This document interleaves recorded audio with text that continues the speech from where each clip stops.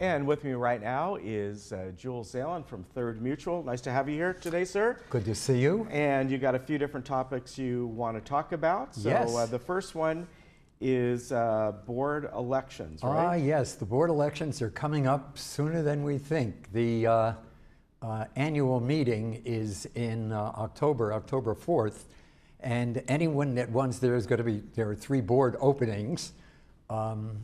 So anyone who is interested in running for the board just has to get an application in within 50 days, which means August 15th. It's only about 6 weeks away. Okay. And what they have to do is they get an application, which they can get online or get from Catherine at the community center here. You file a statement of your background and qualifications, just 300 words, and then what you really want to do is anyone who's interested in running for the board should get their application in early, because if there's any kind of a problem, and there's not a time to correct it, you can be defaulted out. So get your application in, and once it's accepted, we're ready to go. I have to tell you, it's a terrific experience being on the board. I don't know how things were before I got here. We've only been here for about 3 years, but I've been tremendously impressed not only with the staff, but also with the volunteer work that the people on the board put in. They're just, they're really a terrific group of people. I'm really honored to be on the board. It's one of the largest HOAs in California. It's the size of a medium-sized city.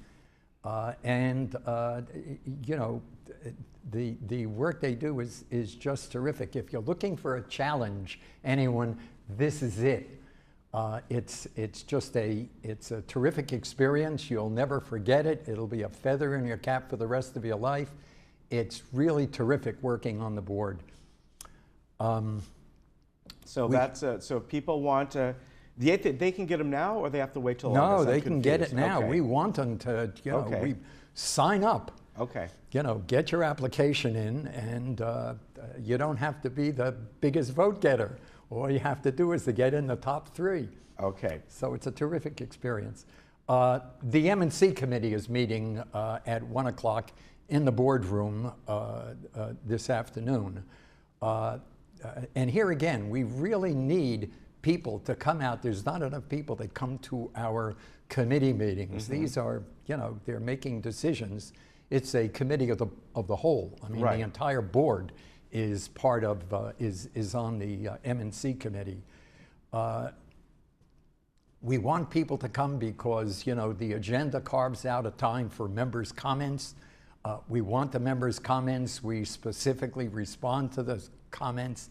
And, if we don't get the members' comments, we're basically making a lot of decisions in luft, so to speak. So if you come to our meetings and make your comments, they will be heard. We want to hear what you have to say, because it's important.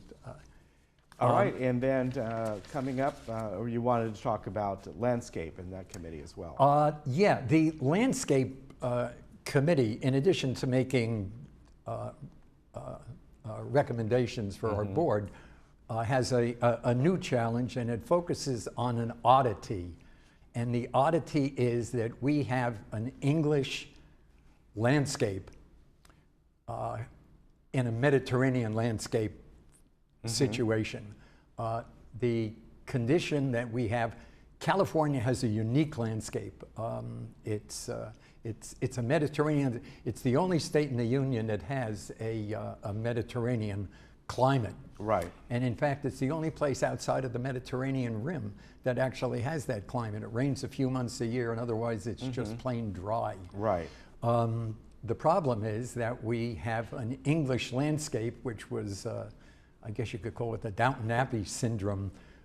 We like large tracts of green grass and a lot of tall trees, because England had a lot of grass, had a lot of tall trees because they had a lot of rain. Yeah. And we don't have that rain. And what's happening is that it requires that we do a tremendous amount of irrigation. It's costing us a lot of water. It's going to get worse. We're in drought conditions. The chances are the drought conditions are not going to get any better. So what we really have to do is to start ultimately converting to a more appropriate landscape arrangement. There are several models that we have to use. One of them is a program in Santa Monica.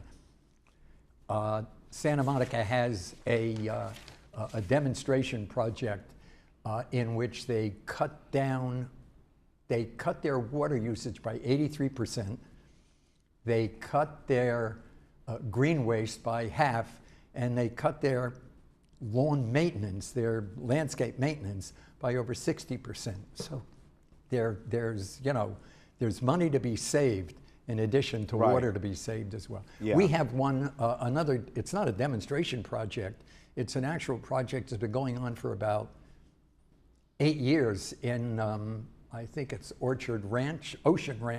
It's about 12 miles south of us in Laguna Niguel. Okay. And they've cut down, they've saved 70 million gallons of water. They have cut down their costs tremendously. They had a 10-year payout, return on investment. Right. Their return on investment, that's what they planned. It was actually returned within 3 years. Wow. So there's a tremendous opportunity to. Members of the Landscape Committee have been going to not only visiting places like Ocean Ranch, but we've gone to many summits and meetings recently, and there's just a tremendous, there's sort of a groundswell, with the idea of getting us to actually get our landscape more in keeping with what we have here, with what we want to have here, which is really, drought resistant. Well, it's going to be an interesting project. It's a lot of work, but as you said, in the long run, the payout is very good. Right. We have something that everybody should be aware of. There's been an increase in bicycle thefts around the community. Now, this always happens in the summer, but apparently this is a particular problem this year. There's just a lot more bicycle thefts, and they're crimes of opportunity. Yeah. Because the only people that can come in here and that can get away with a bike, is somebody with a truck. So somebody comes in, does some work, sees a bike, rips it off, and tosses it in his truck and runs. There's several things we can do about it. One of them, of course, is to take your bike inside. The problem with taking a bike inside is we have small manners here, and it's very difficult. Where I came from, and I hung around, I raced bicycles. Most of the bike racers, they're younger. They can run up a flight of stairs or 2 or 3 with a bike on their shoulder. They can throw the thing on a wall of one of their bedrooms or something. It's going to be difficult for people here. Yeah. The average age is 78. It's probably not a good idea to throw a bike on your shoulder and run up a flight of stairs here. Yeah. The other thing to do is to lock your bike. The problem with that is most bike locks can be broken. Yes, they can. They have this Dymetra Glica something or other, which you can freeze a piece of metal, and even if it's a really good lock, you hit it with a hammer and the thing breaks. Yeah. Yeah. There is a way of handling that. It's called the Kryptonite New York Forget About It lock. Right. It's gigantic. Yeah, it is a huge lock. I've seen it. It's 15 pounds. Yeah. But it'll lock you up. I have one. Actually, I got it from my motorcycle. It's so. Yeah, I do know about that, and you're right. It's a great lock, but it's pretty heavy.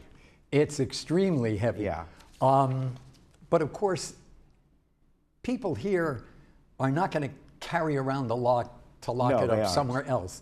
They're going to lock their bike here. Yeah. When they go out for a ride, they're going to go out for a ride, they're going to come right back. They Yeah. haven't left it anywhere. Yeah. So it's really not a problem. I mean, that's another way of doing it. Another thing to consider is to make your bike less attractive to thieves. One thing you could do is to get a recumbent bicycle.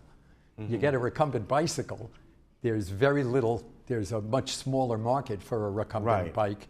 And there's the added problem for a thief of what do you do with it? Yeah. If you have to ride it off, you're going to fall because you have to learn how to ride it. Right. And since there's not a big market for recumbent bicycles, it's going to be less attractive. Yeah. And actually, the safest bike to ride if you don't want to have your bike stolen is a recumbent tricycle, which is what I ride. Yeah. Nobody wants to steal a recumbent tricycle. Yeah. First of all, there's so few of them that are stick out like a sore thumb. Right. Right. And the absolute guaranteed best way of making sure you never get your bike stolen is to have a recumbent tandem tricycle. And there is one in our community. His name is Chung Lee Ling, and he has it over in Gate 11.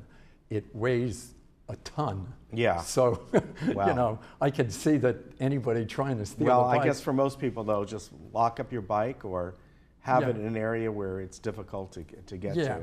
Well, somebody trying to steal Chung Lee's bike could get a hernia trying to pick the thing up. Yeah.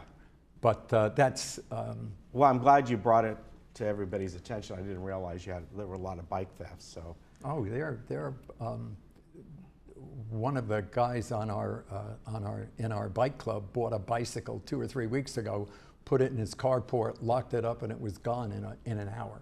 Wow. In an hour. So it's really important to, you know, wow. if you can so get it. you know, you made a point. You think it's people? You think it's anybody that lives here? You think it's no? I don't think it's anybody that lives lives here. I don't think it's any of our staff. Yeah. I think it's just a crime of opportunity, and the only way you can get a bike out of here is either to ride it out. Right. But of course, how would you get in? Yeah. The way you got in probably is with a truck. Yeah. So, you know, the best thing to do is just get yourself a really heavy lock or a recumbent or a trike or a GPS. Right. You actually, you know, they now have GPS. I have one on my, I have a little Garmin on my bicycle. Yeah, that's true. You can get one of those. Yeah, I mean, if, you know, what was it, you know, 20 or 30 or 40 years ago, you know, these things were unheard All right. of. Well, good points.